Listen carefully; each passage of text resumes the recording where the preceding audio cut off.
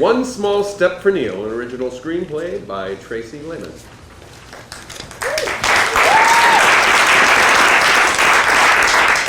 Interior Hospital Nursery, dusk. Fade in. July 20, 1969. A newborn baby, very red, very wrinkled, and swaddled in blue, lays in the bassinet. Sound of another baby crying nearby, but the newborn doesn't cry, just stares, quietly, unusually wide-eyed. Interior hospital room moments later. A typical low-rent hospital room in a small town of Graham, Texas, with very few decorations other than a crucifix and a wall-mounted black and white television. A single bed, a bedside table, and a Browning plant that has seen better days. Dina, 16, youthful but far from innocent, with leftover makeup from the night before, dressed in a hospital gown, takes a drag off her cigarette, then ashes in the plant soil. She watches TV from bed and drinks an orange soda. On the TV, footage of astronaut Neil Armstrong as he descends a ladder and takes his first steps on the moon. That's one small step for man, one giant leap for mankind. Quick knock at the door. Nurse pops her head in. You decent? Decent as I'll ever be.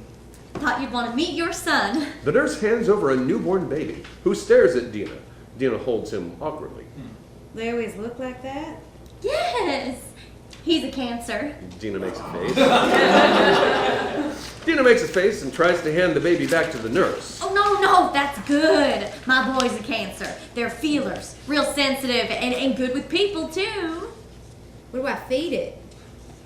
Formula, or you can breastfeed. His father on the way? Judge says he can't be within 200 yards. And with that, the nurse nods and turns to leave. Well, ain't you taking him with you? No, he's all yours now. Got 4 of my own at home. Picked a name yet? Dina looks back up at the TV at Neil Armstrong, who continues walking on the moon. The hell am I supposed to do now? Exterior trailer park day. Early 1980. Neil, now 10, an awkward boy in mismatched clothes and sporting a bowl haircut, traces his finger along an unfolded road map of Texas, studying it intently. Max Slobin, 10, with the look of a pint-sized cherub but the charisma of a used car dealer, wears a top hat and holding a magic wand approaches the line of 5 children. Come and see the amazing space boy. That's right, Neil Armstrong himself. Straight from outer space. 50 cents, please. The children hand their money over and take their seats. Neil looks at his map. Max approaches. Neil, put that away, come on. Neil folds his map with great care and Max yanks it away. Max, that's mine. I'll give it back afterwards. Remember, you said I'll make a friend. Yeah, sure. But only if you wear that thing I gave you. Exterior trailer park day. Max draws open the curtains. Reveal Neil standing alone on the stage wearing alien antennas made from an upside-down colander and strips of aluminum foil for the antennas. The children all laugh. When Neil Armstrong came back from outer space, he was given the superpower of having no emotion. Try as you may, you will not be able to make him smile, cry, nothing. He will not be affected by you. Neil stands, looking emotionless as children stare at him. Max picks up an empty chair and places it across from Neil. Who dares challenge the amazing space boy in a staring contest? The children look at each other. No one wants to challenge Neil. A roughneck boy, 10, boldly approaches the stage. Roughneck girl, 10, cheers him on. First one to blink loses. Must be hard being such a weirdo. Neil prepares, blinking his eyes repeatedly. Freak. Ready, set, go! The 2 boys stare at each other. The audience watches with anticipation. Neil stares intensely at the roughneck boy. Roughneck girl and other children try to distract Neil by making faces at him. Go back to where you came from. Roughneck boy swallows hard, intimidated by Neil's stoicism. The children try harder to make Neil blink, but he doesn't. Despite his effort, the roughneck boy finally blinks and frowns. We have a winner! The amazing space boy has done it again! Max raises Neil's arm in the air in victory. Roughneck boy angrily throws his chair. Neil smiles proudly, feeling like a winner, unaware of the negativity that surrounds him. What kind of person can't feel nothing? Yeah, he's a freak. Some children start throwing things at Neil. Free! The roughneck girl approaches Neil. He smiles, but she spits at him. Neil spits back, thinking it's a game. Do you want to come over and see my map collection? She leaves in a huff. Neil walks towards Max just as Max sells Neil's map to a young customer. The customer walks away. Max counts the money. It worked. I made a new friend. Sure, yeah, it worked. And hey, I'm your friend now too. Great job, buddy. Max puts the money in his pocket. I'll give you your half later. Okay. Max leaves. Neil stands alone, smiling in front of the sign that reads, "Meet Neil Armstrong, the amazing space boy." Interior trailer night. Neil cuts out continents of the world made from construction paper at the kitchen table. The trailer's a mess. Piles of bills everywhere, dirty dishes, etc. Dina, now 26, struggles to multitask, baking and talking on the phone. No, I need you to cover me. Neil's sick. I'll get you the next shift, thanks. Bye-bye. Dina hangs up. She looks through a stack of mail, discarding the bills and stopping to flip through a magazine. I'm feeling fine, Mom. Why did you tell that person I'm sick? Because sometimes I don't need to tell the truth. And call me Dina. Close on, magazine article. Astrology tips for keeping a man. But that's wrong, Dina. Why wouldn't you always tell the truth? Because sometimes I need to lie a little. Neil stops cutting out the continents, ponders this cyclical conundrum, and is more confused. That doesn't make any sense. I'm never going to lie to anyone. Sometimes the truth's just worse and can cause more damage than a lie. I don't understand. You'll understand when you're older. A girl was playing a game with me where we spit on each other. Well, that's good. Why don't you take her some cookies? But not my special brownies. Those aren't for kids. Smoke escapes from the oven. Shit. She removes the burnt cookies and waves the smoke away. Oh, shit. I have a new friend named Max. He said he'll make sure I make friends and that no one ever picks on me. Neil puts the colander Mac gave him on his head. Dina looks over, lost as to what to do with this kid. I'll tell you what to do. Reveal Emmett, 35, a scrumptious but dim-witted beefcake, drinking beer and a lazy boy across the room. Relieved, Dina walks over, draping herself all over Emmett. Who are you? Oh, sorry, Neil. This is Emmett. I told you about him. No, you didn't. You told me about Mark. Well, Emmett is the new Mark. Go find yourself the biggest kid in school. Beat him up. Don't want to ever bother you again. Emmett sits back proudly. It's so great for Neil to have a positive role model around, honey. But I don't like to fight. The kissing couple takes off for the bedroom. I read Aries likes to be on top, but only when the lights are dim. I want to have friends. The bedroom door slams. Neil moves his construction paper continents back together, forming a map of Pangea. Interior 5th grade classroom, Graham Elementary School day. Classroom full of students seated at their desks. Neil sits in the row closest to the window near the lizard cage where he can watch the lizards. All desks nearest to him are empty. A male student, 10, has a raised hand. Miss Allen, the 5th grade teacher, acknowledges him to speak. 9.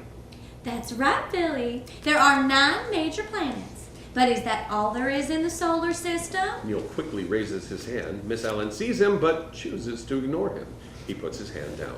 No! There are lots of other objects out there, such as moons, asteroids, and even comets, all held in orbit by the sun's gravity. That's not true. The objects of the solar system are actually just going along in their own straight lines. Excuse me, Neil. We raise our hands to be acknowledged in this classroom. Students snicker. Neil doesn't notice. He speaks loudly with a permanently raised hand, not waiting to be acknowledged. Everything just affects this space-time fabric of space, so things look like they're circling each other, but they're really just moving along on their own paths. They don't give each other weight or anything.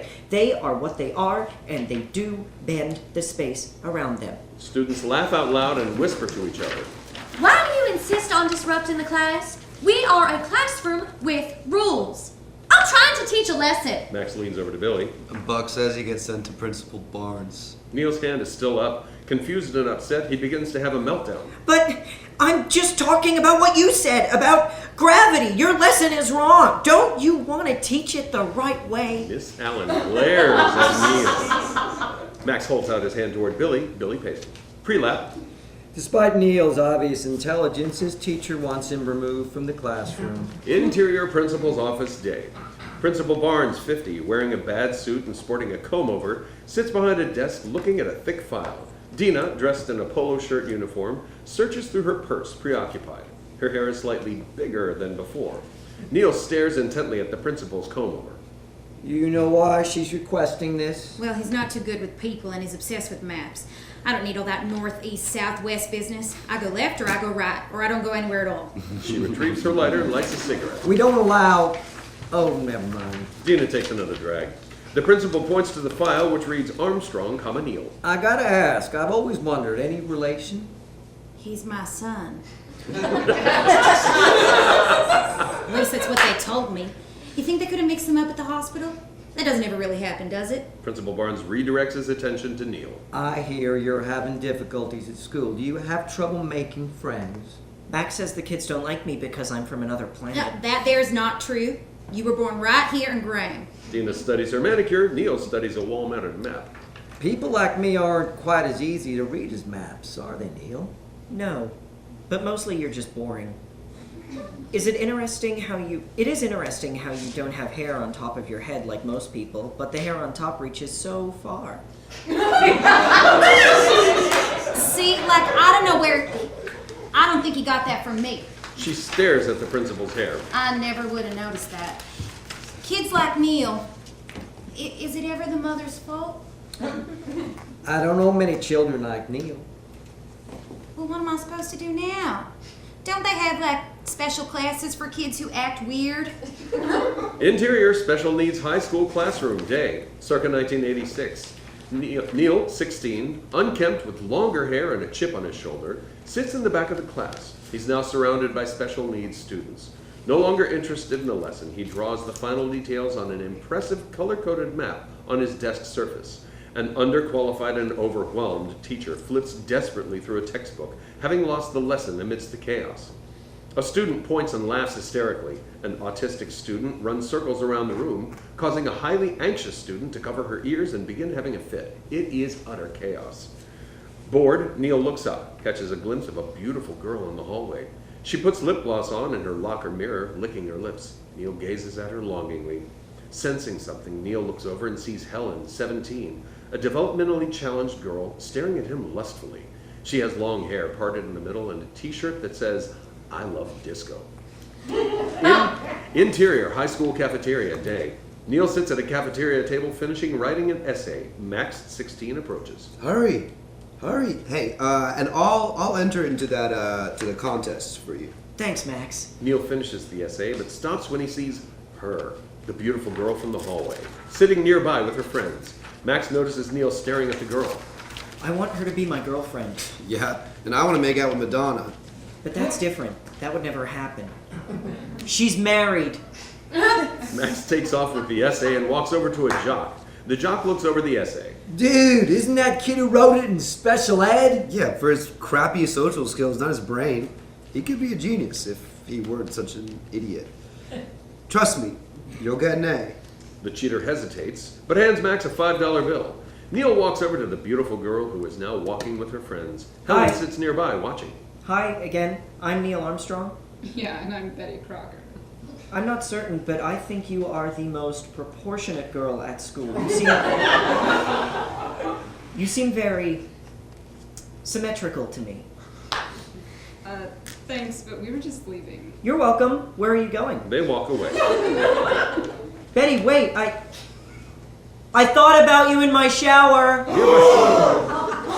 Nearby students over here and snicker. She turns back. What the hell are you talking about? When I first saw you, my penis got so erect. You can't say that to me! Yes, I can. I just did. Anyway, it's never been that erect before, Betty. I had to masturbate. She looks shocked and disgusted. Oh, I thought about what your naked body must look like. I want to have sexual intercourse with you, Betty. Gross. I wouldn't have sex with you if you were the last person on Earth. The girls walk away. Neil stands alone, thinking. Oh, that's good. Because I'm not the last person on Earth. Surrounding students mock him. A hand tenderly pats Neil on the shoulder. He turns around. It's Helen. I'll have sex with you. Interior Helen's bedroom, night. Posters of Barry Gibb and a collection of license plates on the wall. A lava lamp on the dresser and decorative beads hanging from the ceiling. Disco music blares. Neil and Helen make out awkwardly. Helen is enjoying herself. Neil stops. Why'd you stop? That was bitchin'. Helen, we should talk about something. Yeah, baby? What's hanging? I think that it is important that I be honest and tell you that we will never be boyfriend and girlfriend. Why not? It wouldn't be fair to you to pretend that I could fall in love with you when I already know I can't. Oh, that's cool. Helen lusts after Neil. Good, because I have a much higher IQ than you. We wouldn't be compatible in a committed relationship. I want my future wife to be smarter and prettier than you. Uh-huh. One day you'll find someone with a low IQ like you and you'll probably fall in love and get married, and maybe you'll have a baby with low IQ too, which will be acceptable for you because neither of you will know the difference. But for now we can just have sexual intercourse. Just until we find better people. It'll just be practice. Are you attracted to me physically? Yeah, I dig you. You're shagadelic. I thought so. Though, honestly, I am going to have to fantasize about other women, because when we have sex, I unfortunately do not find you attractive at all. I'm glad we had this conversation. Quit talking, Jive. Let's do it. Helen takes over. They're like rabbits. Interior Graham Public Library day. Neil, dressed in dirty, torn clothing, walks the aisle searching for books. He holds a college geography textbook lovingly. He passes a cart of returned, unfiled books, and on the cart he sees Understanding Sex, and begins studying intently, page by page, picture by picture. It's an encyclopedia of knowledge, not an aphrodisiac. Benjamin, 18, the sweet-natured and gentle librarian, passes with a cart, sees Neil's book, politely ignoring it. Benjamin speaks with a slight stutter. Hey, Neil. Hi, Benjamin. I really like your shirt. It looks good on you. Neil looks down at his shirt, then returns to the book. Benjamin looks down sadly, pushes his cart away.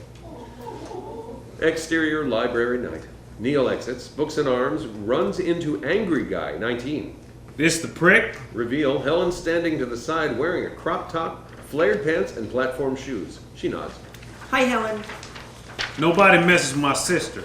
Angry Guy shoves Neil. Neil drops his books. The Angry Guy picks up the sex book off the ground. What's this? You some kind of pervert? Angry Guy slugs Neil hard.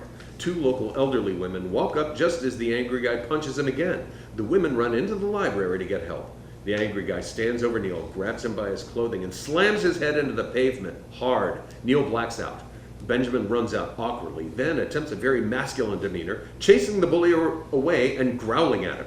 More confused than scared, the Angry Guy runs off. Benjamin runs back to help Neil. Interior Graham Regional Hospital later. A bloodied, confused, disoriented Neil is rushed through the hospital on a stretcher as paramedics treat him. A worried Benjamin is in the background. Things happen gracefully and in slow motion. An oxygen mask is lowered to Neil's face. He closes his eyes, drifting off to a peaceful sleep. Interior, neurologist's office later. Dina, now 32, sporting a business suit with shoulder pads and an 80s perm, but with tennis shoes, sits across from Dr. Wilson, a very passionate neurologist. Dina looks slightly more mature than before and much more stressed out. Neil, still bandaged from his beating, sits next to Dina. I didn't see indication of brain damage, but after interviewing Neil, I did notice some highly distinctive features I wanted to point out. See that? That's Neil's amygdala. Amygdala what? The amygdala. It's an amazing part of the limbic system. It's involved in the processing of our emotions, such as fear, anger, and pleasure. Neil doesn't have much of those. It's not that he doesn't have them. It's just that he doesn't process them the way an NT does. Sorry, a neurotypical. Someone with a normal brain. Dina nods, understanding somewhat. Dr. Wilson holds up a scan of a normal brain.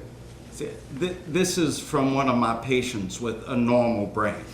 We have one of the first machines like this in Graham. It's incredible to be able to see the brain like this now. Dina's distracted.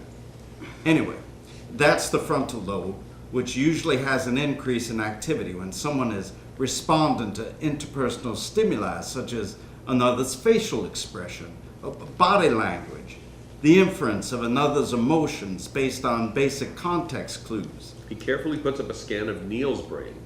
Now this beauty is Neil's brain. But his brain is quite unique.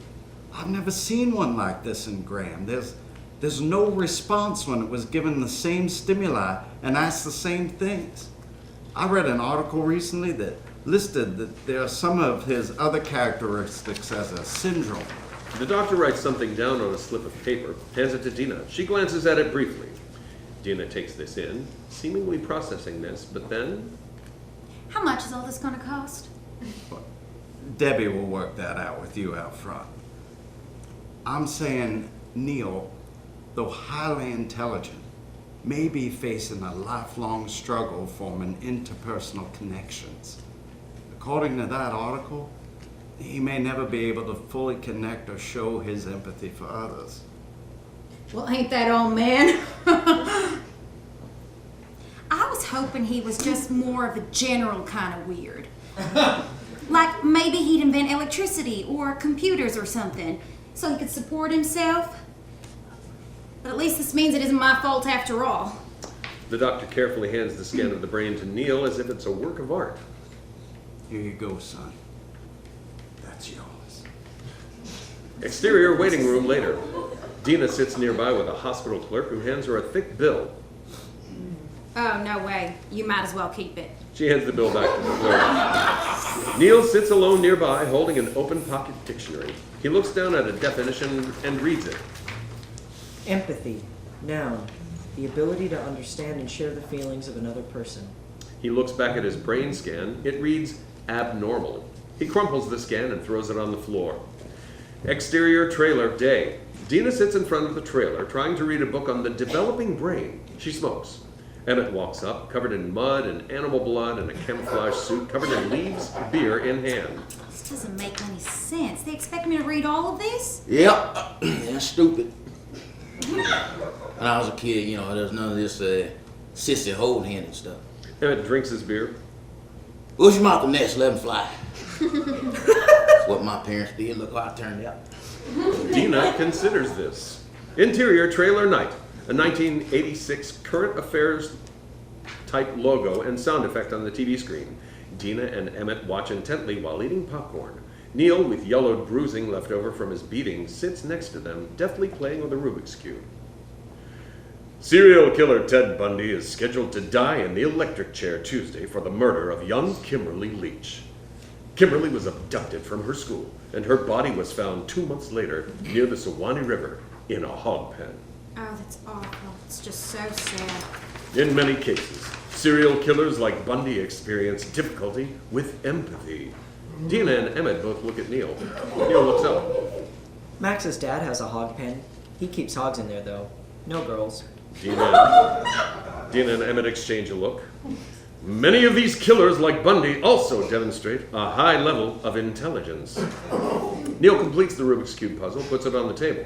Dina stares at the cube, exchanges a look with Emmett, who takes his cube.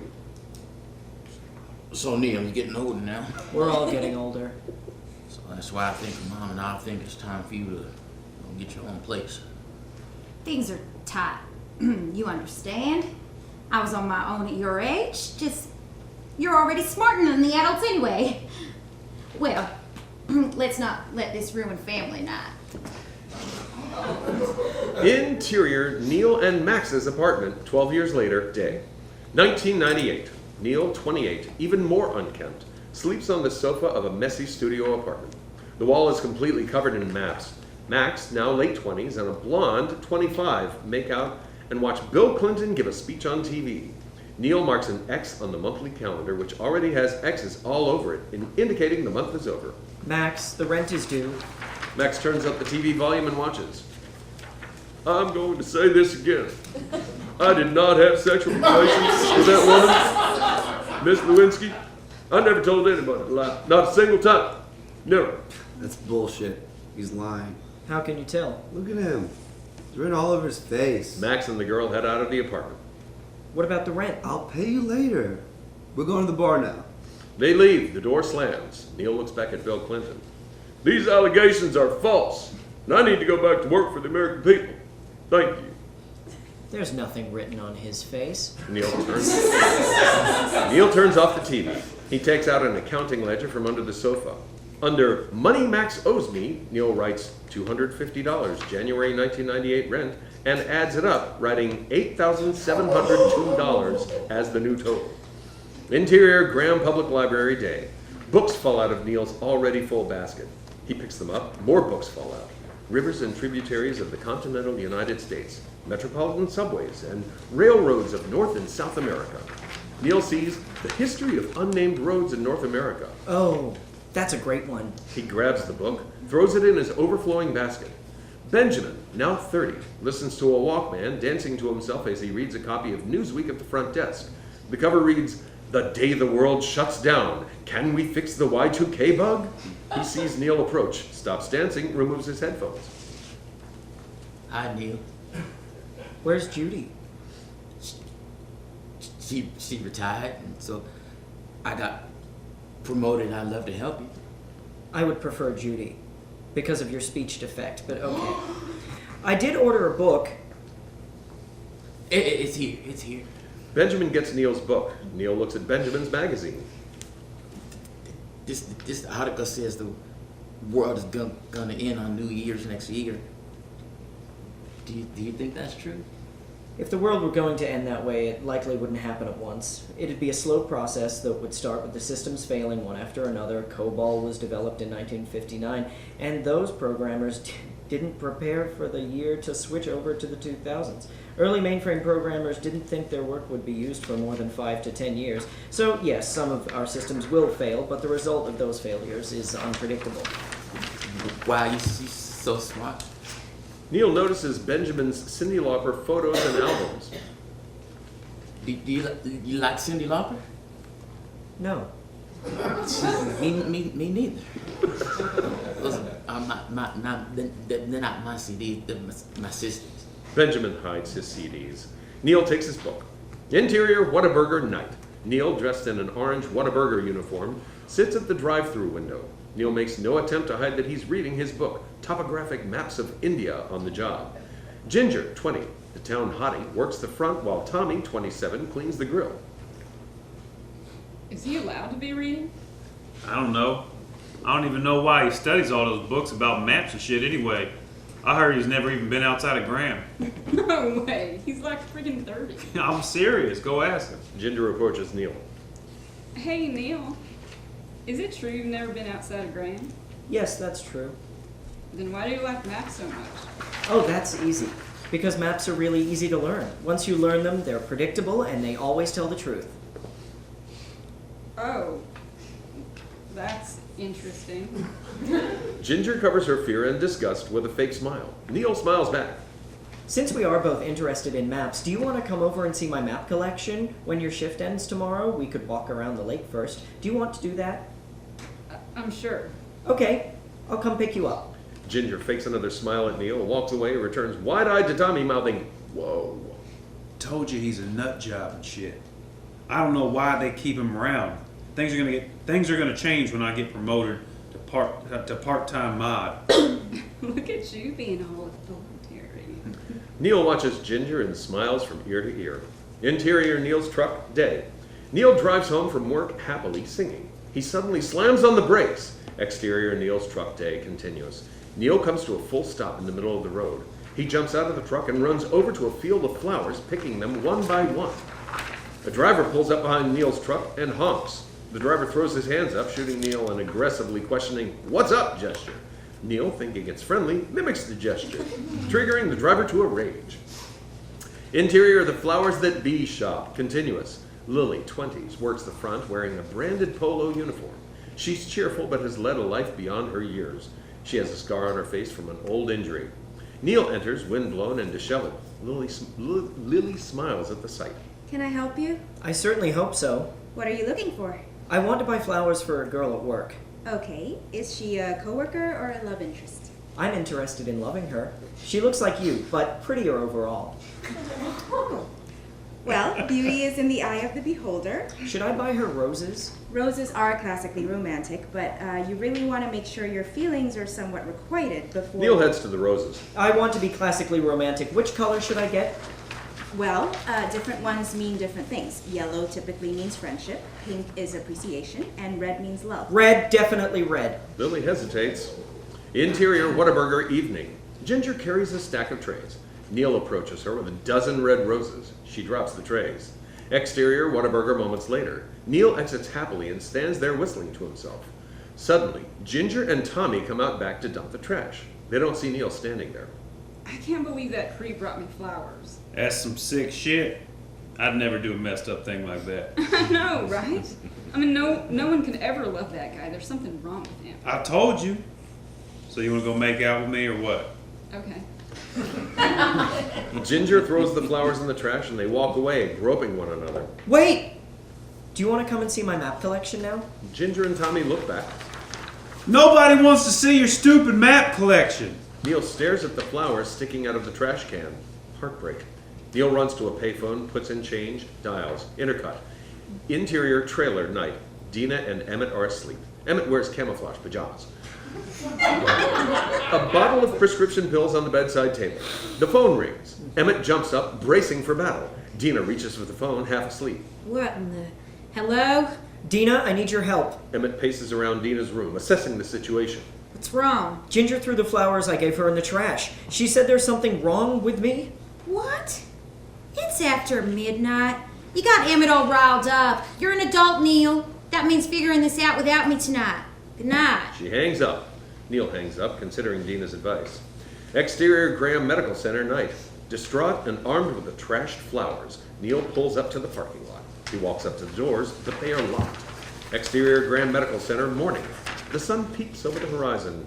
Neil awakes in his car just in time to see a car pull up. Dr. Wilson from earlier in the film, now 12 years older, parks and walks into the building. Neil bolts upright. Interior Dr. Wilson's office morning. Neil rushes in, flowers in hand, finding Dr. Wilson at his desk. I'm sorry, do I know you? Neil's still out of breath from running. How'd you get in here? Through the door. And who exactly are you? I'm Neil Armstrong.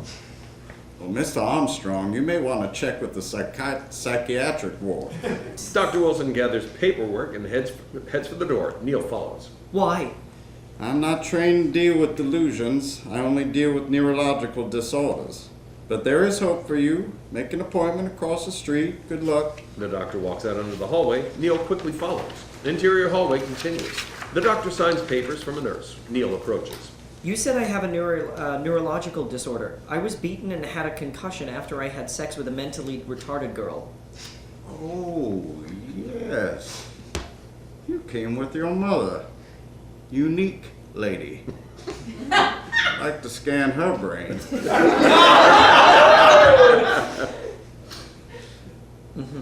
Whatever it is, it can't last forever. I want a girlfriend. I'll do whatever it takes. Please help me. Whatever it is, I assure you, you are not alone. Make an appointment up front. We'd be happy to see you. But you were wrong. You may not be able to see it yet, son, but there are a lot of benefits to you being different. The sooner you accept your condition, the sooner you can learn to live with it. But Ginger said no one could ever love me. How can I accept that? Yeah, that is not very nice. We're stuck with what we have been given. You seem like a good kid. Find someone who loves you for you. You're wrong, Doctor. I will show you. I will change my brain. You'll see. I will learn how to empathize. Neil runs out, and so have our kids.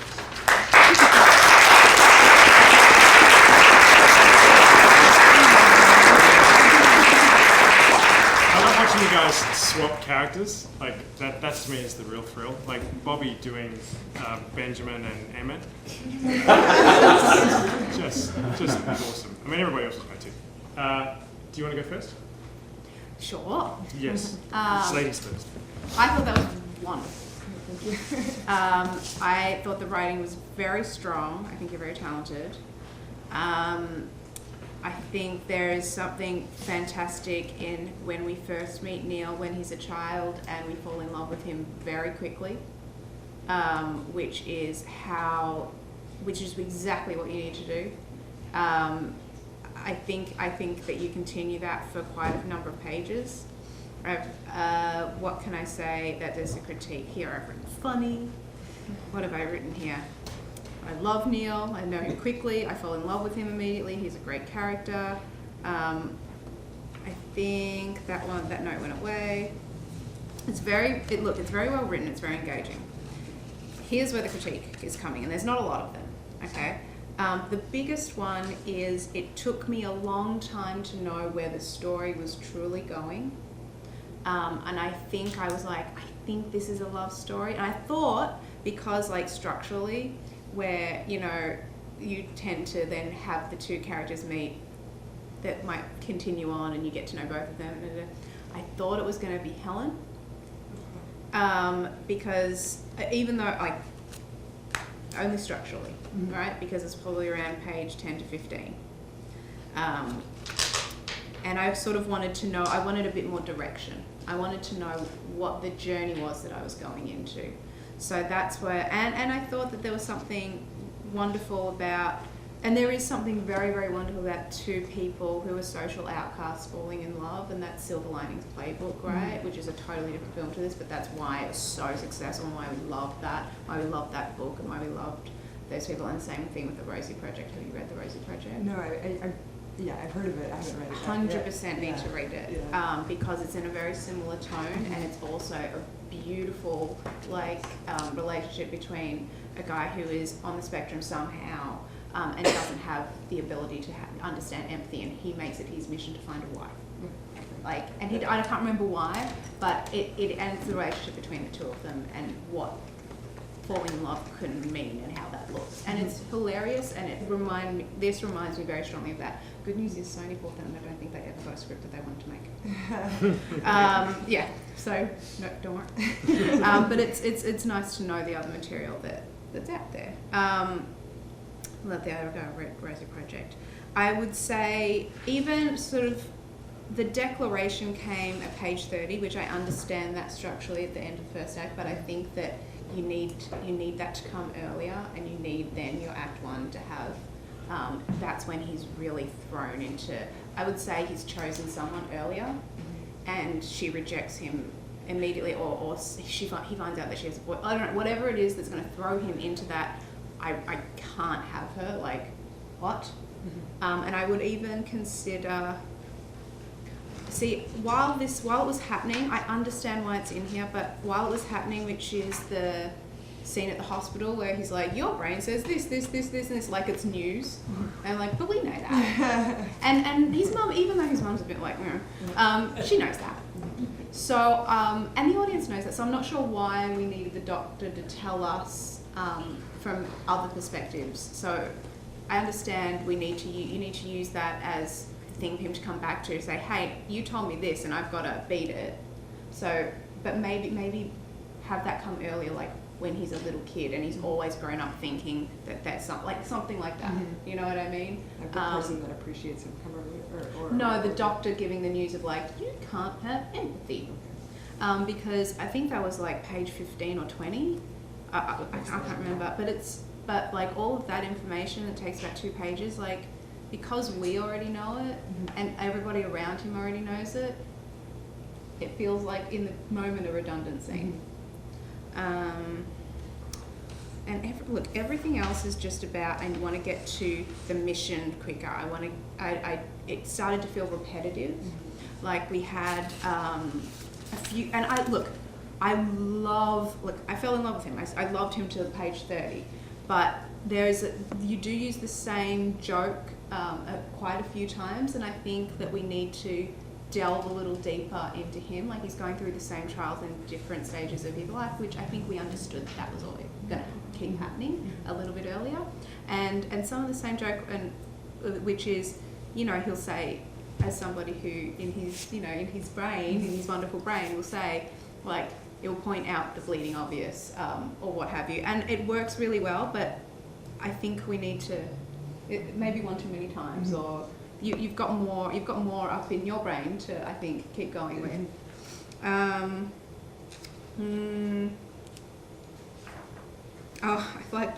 really like the Ted Bundy thing. It's like that's the reason he gets kicked out. Oh my god! You're older. Please don't kill us. And I think that might. honestly, I think that's it. I think it's really strong.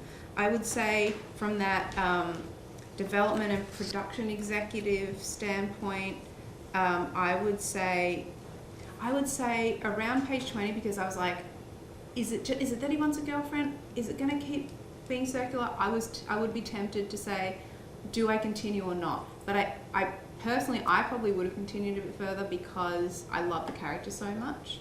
But I think that's something like fits in with my previous note, because the conflict has started to feel very much the same after page 20-ish or 15 to 22 or whatever. Yeah, but I think it's beautiful. Yeah. Me go?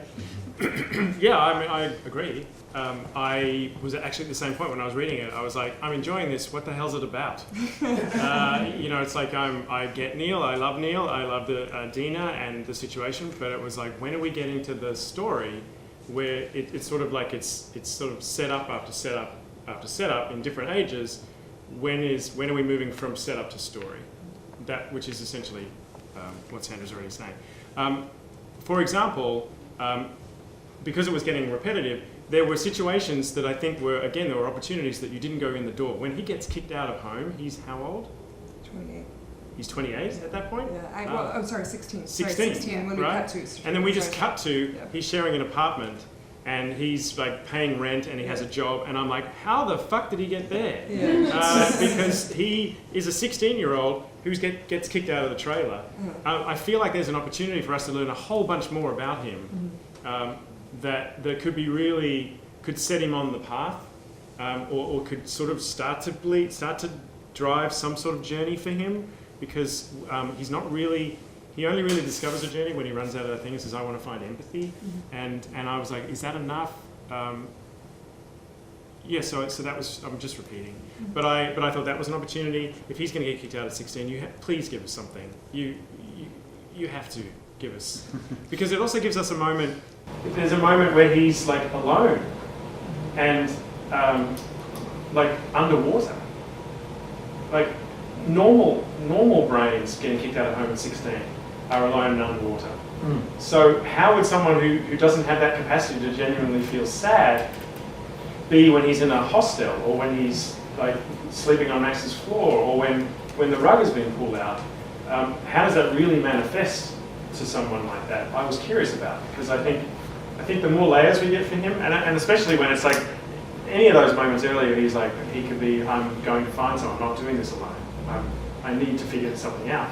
Likewise, I completely agree, and I think that's what the beauty of doing a live read is, when you can hear the room sag and the momentum stop. When we got into that doctor's office and he was giving the lengthy speeches, very well done. Very well done. You could be my doctor anytime. I don't really mean that. But it was like, this, could you feel it? Oh, for sure. Yeah. And so it's like, we don't really need that. And then my other thought was, as Sandra was talking, was like, he's a mad book guy. If he finds out his brain is abnormal, I would imagine his first reaction would be to read every book in the library about what his brain is like, and to self-teach himself brain stuff. So he's like, but my Abdullah is not that. And I'm like, rather than just stay on the narrow path, because if he's all about truth and maps don't change, books about brains don't change either. So they do, but you know what I mean.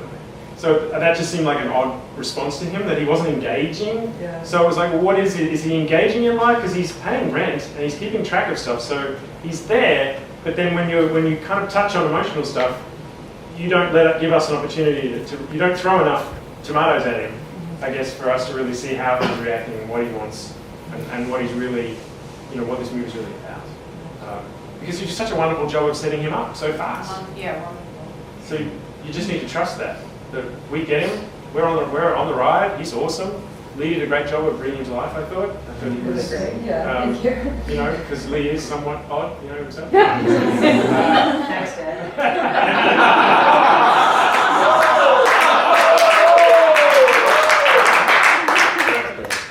And God, you moved out when you were 16. So I would urge you to trust that, and now next draft, like, okay, I've established a really great character. This is what he wants. How do I bring that in earlier, and how do I really kind of, again, really make us feel stuff? Like, you heard all the moans and groans when he was being, blunt. Great. Just imagine how we're going to feel when he's like alone and pathetic and he doesn't get it, but we do. Or when people are being mean to him in different ways and he doesn't really understand, but we do. And even if someone's showing him kindness and he can't accept that fully, and we understand that and he doesn't. It's like you have this amazing opportunity to really show some different layers of depth and stuff, and that would be really cool. Especially if it's on a journey, like as he's trying to fix himself, I guess. Is that what he wants? Yeah. He wants to fix himself. And then the only reason for having the doctor is maybe if you want to give us something that is, like, if there is some sort of fixable thing, or if there is something that's broken in his brain, or if there's some sort of hint, but the doctor can be like, we don't have the technology, but it's, there's really nothing you can do, or I don't know, something. If it's his quest. Well, my question to you is: his quest to fix himself, or is it his quest to find love? fix himself so that he can have a partner. Yeah, a girl. To Right. find love, but he has to fix himself to find love. Right. And I'm guessing Lily's going to play a part. Yes, Lily is the love. Yeah. So. Once he gets out of his own way. Right. So yeah. So great job. Thank you. And I know it's been around for a few drafts, so Yeah. I'm sure you've heard it A before. lot of, and then it was neat to hear it live because there were the lulls. And I was like, because I've been, what do I cut? I know it's too long in the first revision. What do I cut? And I was like, I don't need that. I can trust this. Okay, so I'll have to go back and cut a lot. I can get out sooner in a lot of scenes. Yes. Just it felt like I didn't have to overwrite the description so much. Like I can trust well, at least with these actors, I can trust the dialogue and everything to speak for itself. Oh, definitely. And also, I wouldn't mind giving Dina a little bit more to do. She got a little bit one note too. Mm-hmm. She has more range. She's a little bit of a character, I guess. Yeah, which was, fine. Yeah. But it was just, and Christina did an awesome job. So every time she was speaking, she said something outrageous and something weird. But it was starting to get, like, we got that she didn't care about him from the moment he arrived. and the only thing that was done was just reinforced. Right. And yet, so it just would be nice to just give us a bit more variation if she's got more of a part to play. I wonder if you need a marker in that cinematic language where you have symbols and it's a red rose, now it's a black rose, or that's the visual where everything changes, and it's symbolized by a shoe or whatever it is. I wonder if you have that marker in here. I think it's not necessary, but I think it will strengthen you structurally and visually for a very specific marker of when he decides he wants to have a girlfriend and why. Because you can play that off, whatever the ending is determined to be. I'm not making a lot of sense, am I? Rosebud? No, it's not a ticking clock. It's like a rhyme. Well, maybe it's just a slingshot, or like a slingshot, right? So I forget about what I was talking about, like the rose. Maybe it's like a slingshot where you set it up where he realizes, like, I'm going to pull the slingshot and go in that direction, and it's going to land, and that's what I want to do. And it's a specific moment, and you can attribute everything back to that moment. Now, fixing himself, we're going to attribute to the doctor. However, when he decides I have to have a girlfriend, I think when he makes that declaration, it's after Ginger. Yep, throws the roses away. But he's already had versions of Ginger, right? So what is it about her that was special that means that that's when he's pulled the slingshot where it's going to land? And usually you can have that. I was thinking it could be a visual thing, but it doesn't need to be. Forget that. But you have to have that, I think, that marker that you can then return back to, and you can discover, well, I didn't need to have a girlfriend, but then I guess it's okay, or whatever it is. It's troubleshooting kind of mind, like the way that's like. Yeah, but that tells us as the audience, like as in a cinematic language, if you go back to that moment where he thinks, I need this, but really, I want this, but really what I need is this. when that lands, we can go back to did it work or not, and did he actually get what he needed instead of what he wants. Does that make sense? I think so. Yeah. But you have to have that marker. So, and I can't think of a movie where it's going, but how do I plant the seed here is the point, right? Exactly. So, you know, like a lot of places who are like, oh, they started off, like he had that realization when he was looking at his dead mother's grave, and he went back in a different time and the flowers were different and he realized he didn't need to, and he put, I don't know, he usually puts red roses down there, right? And then he realized he didn't need to have what he wanted when he's back in his mother's grave, white daisies. Do you know what I mean? Well, I do. This probably didn't land, and obviously, and I need to make it more obvious. But they're trying to plant the seed of him asking people to walk around the lake with him. Oh, I see. And Ginger said sure. You know, so she's the first one that said sure, and it obviously wasn't clear enough because I even forgot when I'm thinking about like, oh wait, I had that, but it just kind of go over it. Yeah. But Lily does walk around the lake with him later. You know, and so it becomes this thing. But like, she's the first girl that ever said yes. That that besides Helen, but he was honest with Helen. But the first girl he really likes that says yes. So that it means it. So maybe because I'm trying to have this lake thing. That makes sense. Yeah, it might work. But Ginger never enters that. Yeah, no, that's the point. He can't tell the difference. Yeah. So, right. So later he's like, how do I know? Like when Lily says, I'm sorry to go ahead, but Lily says yes, and he's like, wait, does that, wait, like he's starting to learn that like it doesn't always mean, Right. So, but I think I could. Well, it's also that the basic cinema book thing where you set a character up on the journey, whether or not it's the character knows at that point that that's what they think they need or think they want. But it turns out, it doesn't have to turn out that way. Mm-hmm. Like it turns out, it can go in a completely different direction. But as long as we are clear at a certain early point in the movie that we are all on board with knowing what the character thinks he needs to do or thinks he wants, that gets represented by a specific, that it's just very clear. And right now it's not. Right. Yeah, I think it's not clear, but I think what it is that he thinks he needs to fix himself to find a girlfriend, but in fact he just needs to be himself to find his girlfriend. Right. That's it.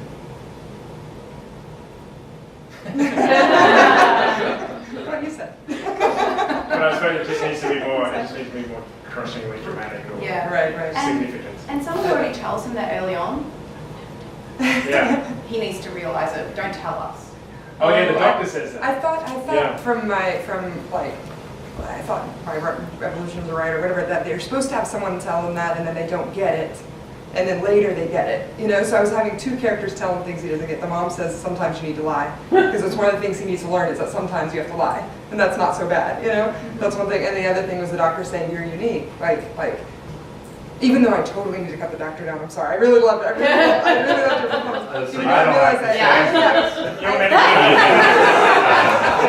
medical career is shrinking as we speak. But I love the doctor because it's finally someone appreciating him. Like I just needed somebody to appreciate him. So I just thought those two characters saying something that he doesn't get that he'll get later. Is that? I thought somebody said just find somebody who likes who you are. Yeah, I think it's that line that you get. Right? You can say like, well, just you're unique. That's who, that's who you are. If you want to keep something like that, I wouldn't go with someone. Yeah. It doesn't feel like okay. Yeah, or are you sure? Don't. Here is the journey you need to go on, Neil. Yeah. It's very specific. Find someone who accepts you as you. You may not understand it right now, but you will at the end of the movie. So carry on. Don't you? Too many films do that. Ad Astra did that, by the way. Did anybody see Ad Astra? No. Yikes, really? Yeah. No one in this room saw Ad Astra? I saw it. You did? Yeah. Did you? I wonder whether or not, we'll get to your other feedback, but I wonder whether there was a studio note, because halfway through the film, it's basically a father-son movie where the son is trying to get his famous dad, who's gone off in space. Halfway through the film, Brad Pitt is sitting there by himself saying, I have real trouble connecting with people, I'm really angry all the time, and I really think it's got something to do with the way I was raised with my dad, and this is really fucking up my life. I just saw the movie. Right. And it was like, holy fuck, you're saying the entire subtext of this movie. What studio executives thought that was a good idea? Because it's like, oh, fine. And then the climax scene, none of you are going to see it. The climax scene is they're out in the middle of space, and his dad is played by, what's his name? Tommy Lee Jones. Yes. And they are literally tied together with an umbilical cord breathing thing out in space. And Tommy Lee Jones is like, let me go. So Brad Pitt has to go, okay, and cut the cord. It's like, what are you doing? I think so. It's like, oh, good grief. So please don't do that. Now I've ruined that aspect. I'm not sorry. Okay, anybody have any feedback? Me. Oh, it's much. Hang on, Ed. In the back. Hi. I thought your characters were really interesting and really fun, especially Neil. I do have a question. I was wondering if you realized that you have a lot of female and male bullies that support each other in each scene. They're very similar.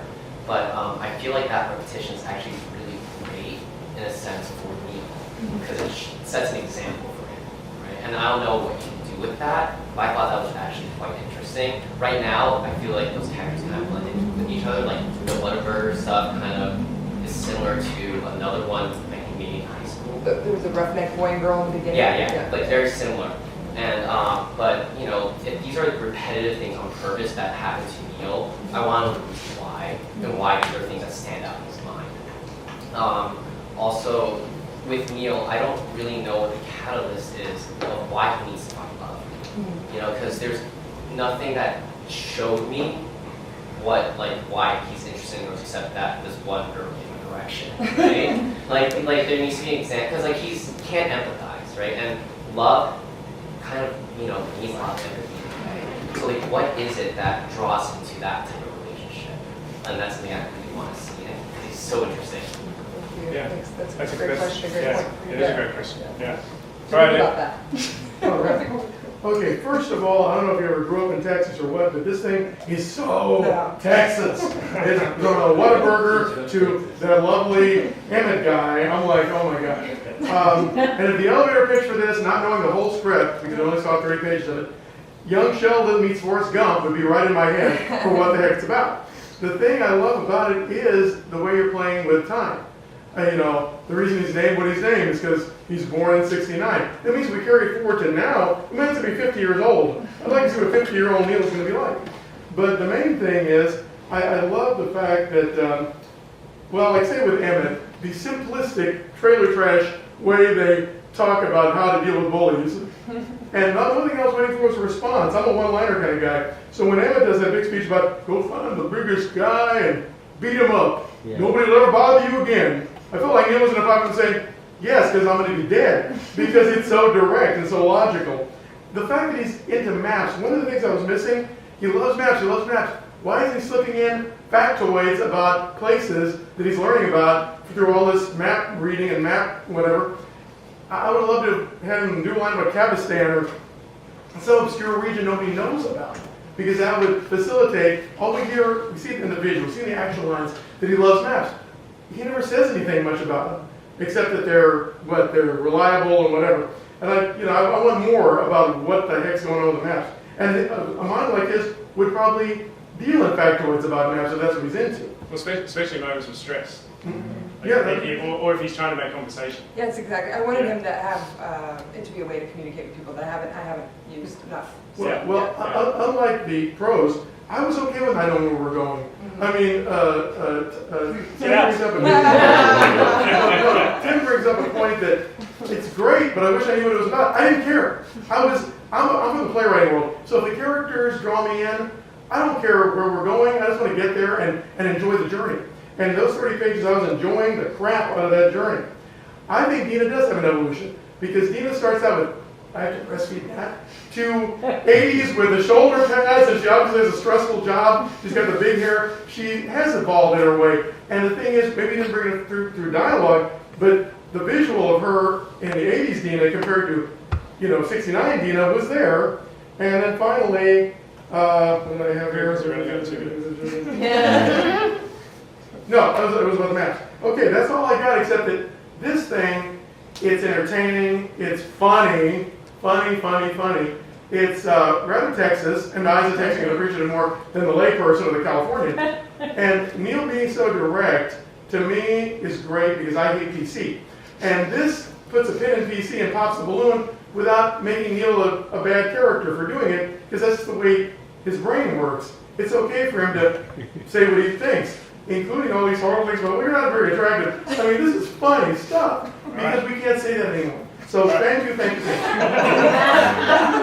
Ed. Now we have no more time. Who hasn't spoken? Let me see. Ari. Sorry, Glenn, you can talk to her. I was going to say I saw a lot of the parallels with Forrest Gump as well. And the device I think that works so well in that movie is how he's like subtly influencing American culture.